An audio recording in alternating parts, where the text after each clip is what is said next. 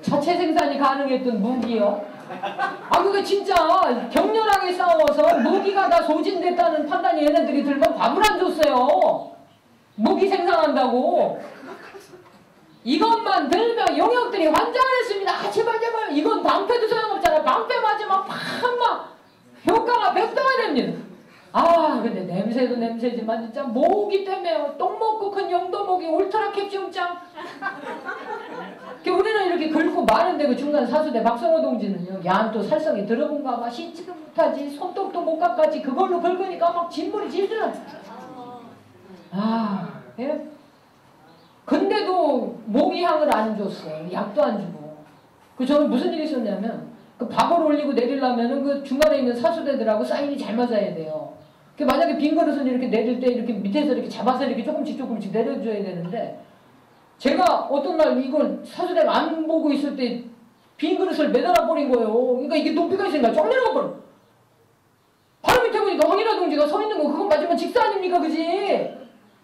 크레인 농성하다 빈 그릇 맞고 직사하면 그거 열산지 아닌지 우리 2달 동안에 회의해야 됩니다. 그러나 저도 모르게 이걸 그냥 확 잡았는데 이게 밧줄이 쓸려 내려가면서 그냥 손바닥이 까인 게 아니라 다 퍼져들었습니다.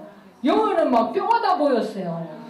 근데도 약을 안 줬어. 임률구들이 밑에 이제 그 무슨 일 생길까 와서 대기하고 얘네들이 약 올려주고 아우 그런 새끼들하고 싸워드렸는데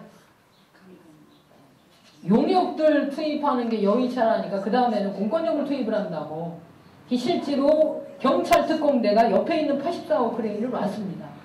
그래가지고 구조 다 파악하고 거리 다 재고 84호 크레인이 85호하고 똑같이 생겼거든요. 원래 두 기가 한 조로 일하는 거예요. 걔 84호 크레인이 또 같은 레일을 써요. 85호하고. 그 이렇게 당겨오면 붙일 수가 있거든요. 그럼 별다른 노력 없이 85호 크레인으로 넘어올 수가 있는 거예요. 얘네들 한두 번만 넘어가도 저 같은 거 진압하는데 1분도 안 걸릴 거 아닙니까? 그럼 끝나는 겁니다. 싸움이. 뭐 할 거 없이. 근데 크레인이 이제 이렇게 오면 15분이 걸립니다. 84호가 85호까지 오는데. 근데 크레인을 움직이면 딸랑딸랑 소리가. 그럼 저는 이제 이렇게 소리 날 때부터 15분의 시간이 있는 거니까. 그럼 이제 붐대에 뛰어 올라가겠다. 붐대가 왜 이렇게 삐쩍 솟아가지고 에펠탑처럼 생긴 건데 그게 105m입니다. 그건 뛰어 올라가면 무조건 떨어지게 돼 있어요.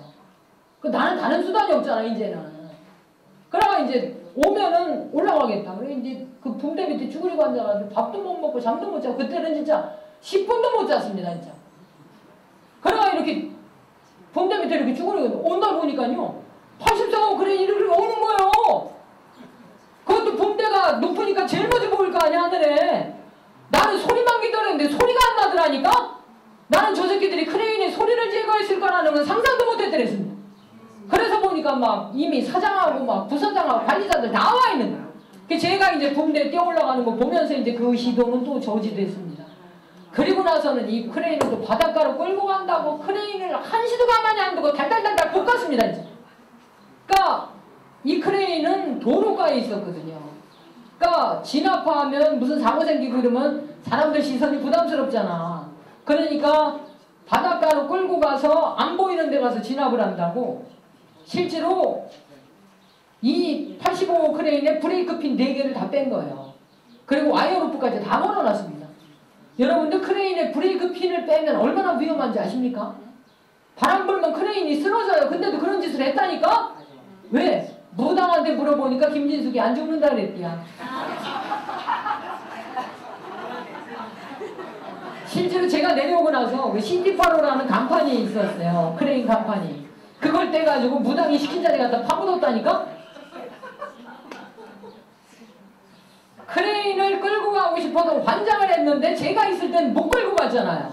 그러니까 내려오자마자 제일 먼저 한 짓이 크레인을 끌고 횡단교 바닷가로 간 거야. 근데 무당이 끌고 가면 안 된다 그랬답니다. 다시 끌고 왔어요. 저 새끼들 완전히 개또라이들이라니까? 사장이 천주교 신자입니다. 아까 우리 최병수 선생님이 말씀하신 대로 자본주의 사회에서는 종교조차도 자본 축적을 위한 수단이고 방편이지.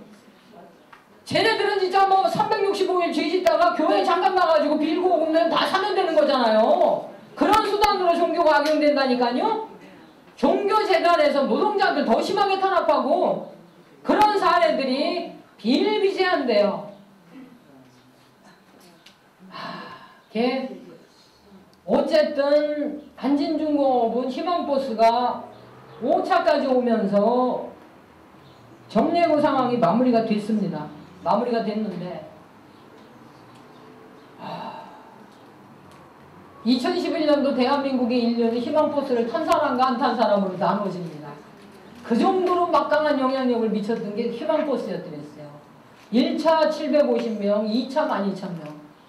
2차 때부터 저거에 이제 두 번째 있는 사진이 2차 사진입니다. 2차 때부터는 차벽 치고 물대포 쏘고 최루액 쏘고 연행하고 아예 크레인에 사람들이 접근을 못했더랬습니다. 그럼에도 불구하고 3차 15,000명이 왔어요. 이걸 기적이라는 말 외에 달리 어떤 표현이 있겠습니까? 제가 크레인에 올라갔을 때 어떤 일이 있었냐면 트위터에는 DM 기능이 있습니다. 이건 주는 사람하고 받는 사람 둘밖에 못 봐요. 경찰하고. DM이 온 거예요.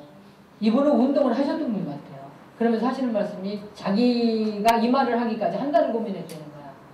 70년대 그 암흑의 군사 독재 정권 시절을 밝혀낸 건 전태일 열사가 자신의 몸을 횃불처럼 밝혔기 때문이다. 80년대에는 박종철 열사가 횃불처럼 이제는 당신이 횃불이 되어야 될 차례다. 전 세계가 당신을 지켜보고 있다. 근데 그때는요, 그게 유혹이었다니까? 여러분들 죽음이 유혹이 되는 상황. 그러니까 너무 힘든 게 밥도 못 먹고 잠도 못 자는 이 싸움을 언제까지 해야 되나 도대체. 200일이 넘었는데도 상황은 전혀 변화가 없고 더 힘들어지고 조합원들 불안해하는 거 눈에 보이고 정말 무슨 일이 일어날 것 같았었어요.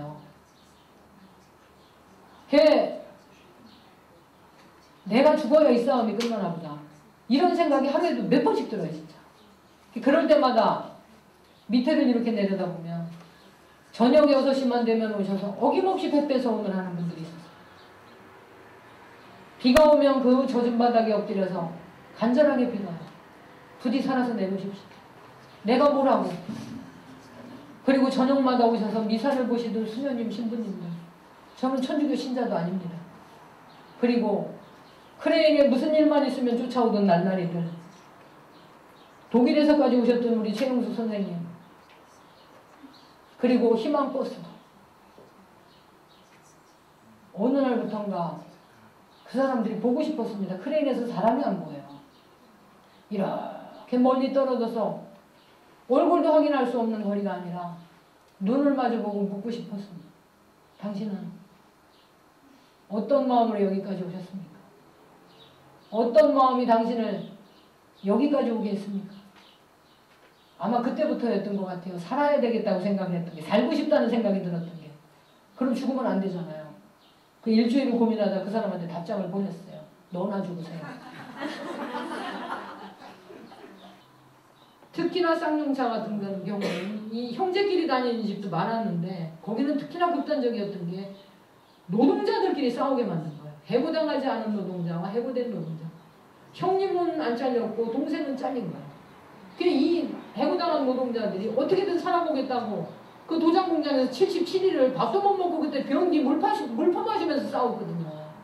물도 안 넣어주고 밥도 안 넣어주고 약도 안 넣어주고 거기에 이 사람들이 가서 돌 던지고 볼도 던지고 막 나가라. 니네들이 나가야 우리가 일할 거 아니냐는 게 이 사람들의 논리였어. 지극히 극단적으로 이기적인 정예고는 사람을 그렇게 만듭니다. 형제끼리도. 형님이 자기를 향해서 돌을 던지는 걸 본 동생이 그날 밤에 노조 간부들 앞에 얘기를 해요. 나는 여기서 나가서 새끼들하고 굶어 죽는 한이 있더라도 형님하고 돌 던지는 짓은 못하겠습니다. 그리고 공장을 나간 노동자가 며칠 후에 자기가 만든 차 안에서 연탄불을 피워놓고 죽었습니다. 자살했어. 아빠, 엄마, 고등학생 아들내미, 중학생 딸내미 아주 평범한 가정이었어. 그저 이 평온한 일상이 유지되기만을 꿈꿔왔던 근데 한국 사회는요, 아빠가 해고되는 거 하는 순간 그게 다 무너집니다. 모든 게 다 무너져. 그게 극단적으로 보여진 게 이 사례였는데, 아빠가 해고당하니까 엄마가 우울증에 걸리는 거야. 같은 사원 아파트에 사는데 해고당하지 않은 집 마누라들이 왕따시키고, 마트 갔다 와도 수군거리고, 무슨 돈으로 마트 갔다 오냐고. 그렇게 가깝게 지내던 옆집에 현관 문이 닫히고, 우울증이 깊어진 엄마가 베란다에서 투신을 했습니다. 그 시신을 고등학생 아들이 봤어요.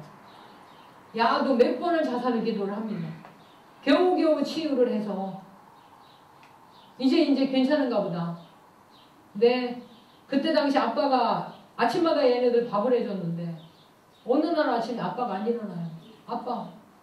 아빠마저 죽었습니다. 애들이 고아가 됐어요. 그런 노동자가 22명. 여러분들, 안진중업이 투쟁을 할 때 가장 열심히 연대했던 게 쌍용차 노동자들이었습니다. 평택에서 소금권 천리길 이래가지고 부산까지 맨발로 걸어 내려왔더랬어요. 쌍차 같은 비극이 한진에서 발생하면 안 된다. 저는 쌍용차 노동자들이 살았으면 좋겠습니다. 더 이상 죽지 말고 정말. 23번째 사망자를 막는 방법이 뭘까요? 독일에서까지 연대해 주셨던 그 힘들, 그리고 크레인 밑에 와서 손을 흔들어줬던 그 연대들, 전 그게 23번째 사망자를 막는 유일한 방법이라고 생각합니다.